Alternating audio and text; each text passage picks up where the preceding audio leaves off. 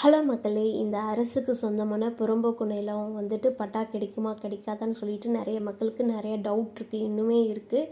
So அதை பற்றி தான் இந்த பதிவில் நம்ம கிளியராக பார்க்க போகிறோம். பட் அதுக்கு முன்னாடி நீங்கள் இது வரைக்கும் சப்ஸ்கிரைப் பண்ணாமல் இருந்தால் கண்டிப்பாக மறக்காமல் சப்ஸ்கிரைப் பண்ணிவிடுங்க. ஏன்னா உங்களோட சப்போர்ட் எங்களுக்கு எப்பயுமே தேவை. ஸோ கண்டிப்பாக சப்ஸ்கிரைப் பண்ணிவிடுங்க. அண்ட் இந்த புறம்போக்கு நிலத்தில் பார்த்திங்கன்னா நம்ம கண்டினியூஸாக ஒரு 5 வருஷம் நம்ம வாழ்ந்துட்டு வரோம் அப்படின்னாவே நம்ம வந்துட்டு பட்டாக்கு வந்து நம்ம அப்ளை பண்ணுறதுக்கான தகுதி இருக்குது. ஸோ நம்ம அப்ளை பண்ணலாம்.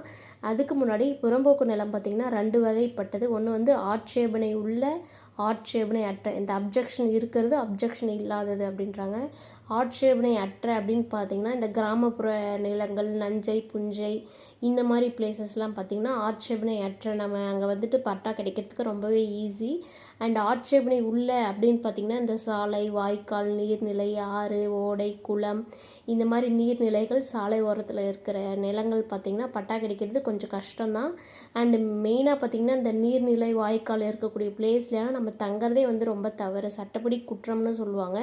ஸோ அந்த மாதிரி ரொம்ப டீப்பான பிளேஸ்லாம் வந்து பட்டா கிடைக்கிறது ரொம்பவே கஷ்டம்.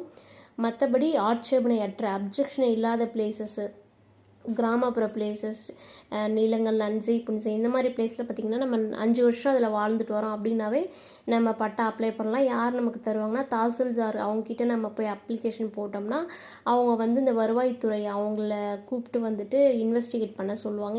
இங்கே ஏதாச்சும் ப்ராப்ளம் இருக்கா இல்லையான்னு சொல்லிட்டு அவங்க கிளியராக அந்த டீட்டெயில்ஸ்லாம் பார்த்துட்டு அவங்க மூலயமா தான் வந்துட்டு நமக்கு வந்துட்டு பட்டா கிடைக்கிறதுக்கான வாய்ப்பு இருக்குது.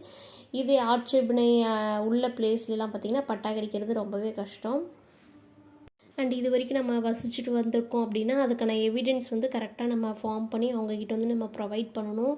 நம்ம வரி ஏதாச்சும் கட்டியிருக்கோமா இது வரைக்கும், அதுக்கான எதானா ஒரு ஆதாரம் இருக்கும், அந்த காலத்துலேருந்து நம்ம வாழ்ந்துட்டு வரோம்னா.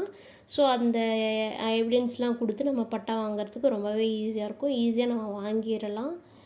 கண்டிப்பாக அந்த வீடியோ வந்து உங்களுக்கு யூஸ்ஃபுல்லாக இருக்கும். அண்ட் அப்படியே ஒரு லைக் பண்ணிவிடுங்க. தேங்க்யூ.